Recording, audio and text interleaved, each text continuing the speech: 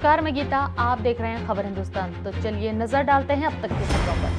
IIT Kanpur में PM Modi ने students में भरा उत्साह। आईआईटी कानपुर के 54वें दीक्षांत समारोह में स्टूडेंट्स को संबोधित करते हुए प्रधानमंत्री नरेंद्र मोदी ने छात्रों से कहा कि आने वाले 25 सालों में भारत के विकास यात्रा की बागडोर आपको ही संभालनी होगी। पीएम ने आगे कहा, जब आप अपने जीवन के 50 साल पूरा कर लेंगे, उस समय का भारत कैसा होगा, उसके लिए आपको अभी से काम करना होगा। धुएं से बेहोश हुए लोग।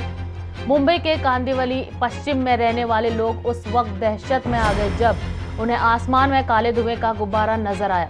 बता दें कि सोमवार को मुंबई की कांदिवली पश्चिम में स्थित एक इमारत में आग लग गई। आग ने कुछ ही देर में भयानक रूप धारण कर लिया, जिसके बाद वहां आसपास की जगहों पर सिर्फ काला धुआं ही नजर आ रहा था। वहीं जब इमारत में लगी आग की सूचना लोगों तक पहुंची तो उस इमारत में रह रहे लोग छत पर पहुंच गए और मदद की गुहार लगाने लगे। मौत हर किसी को आएगी, ओवैसी के बयान पर बीजेपी नेता का तंज। एआईएमआईएम के प्रमुख असदुद्दीन ओवैसी ने हाल ही में देश के प्रधानमंत्री नरेंद्र मोदी और उत्तर प्रदेश के मुख्यमंत्री योगी आदित्यनाथ को लेकर विवादित बयान दिया था।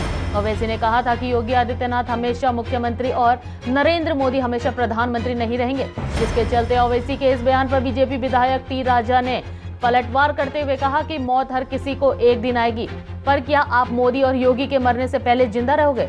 मंत्री अठावले ने दिया गो कोरोना कोरोना गो का नारा।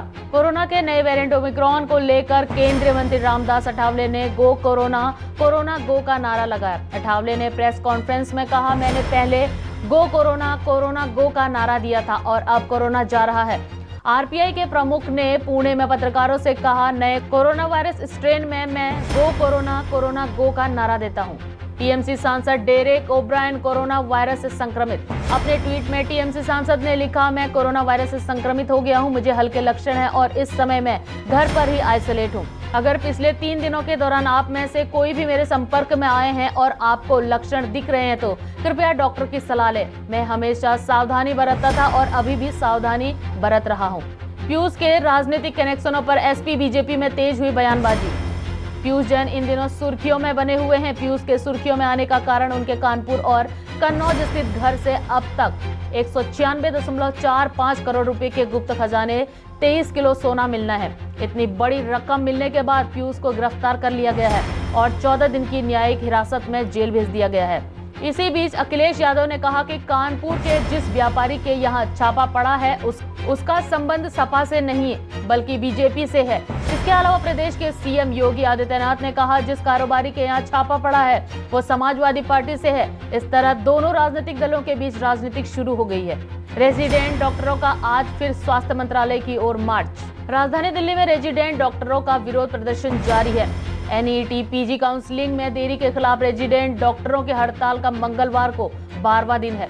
कुछ इमरजेंसी सेवाओं को छोड़कर अस्पतालों में सभी सेवाएं बंद है, जिससे मरीजों को काफी परेशानियों का सामना करना पड़ रहा है। बता दें कि अपनी मांगों के साथ साथ पुलिस की ओर से बल प्रयोग को लेकर भी डॉक्टरों में आक्रोश है।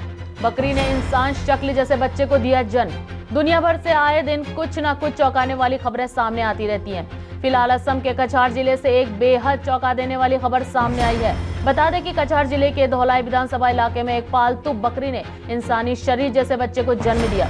वहीं बच्चे की पूरी शक्ल किसी नवजात की तरह ही थी। दिलचस्प बात तो यह है कि इस बच्चे की पूंछ तक नहीं थी, जिसके चलते लोग इसे देखने के लिए दूर दूर से आने लगे। हालांकि बच्चे ने जन्म के आधे घंटे बाद ही दम तोड़ दिया। बेटे अहान शेट्टी के जन्मदिन पर सुनील शेट्टी का पोस्ट आया सामने, बोले तुम पर गर्व है। सुपरस्टार सुनील शेट्टी के बेटे अहान शेट्टी इस वक्त काफी चर्चा में हैं और इसका उनकी हालिया रिलीज फिल्म और जन्मदिन है।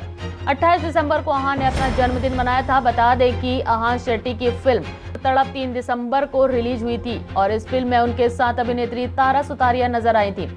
इस फिल्म के रिलीज के बाद लोगों ने अभिनेता अहान की काफी तारीफ की। वहीं उनके जन्मदिन के मौके पर अहान के पिता सुनील शेट्टी और बहन अतिया शेट्टी ने सोशल मीडिया के जरिए उनको विश किया था। तो ये थी अब तक की खबरें। अगला अपडेट पाने के लिए देखते रहिए खबर हिंदुस्तान।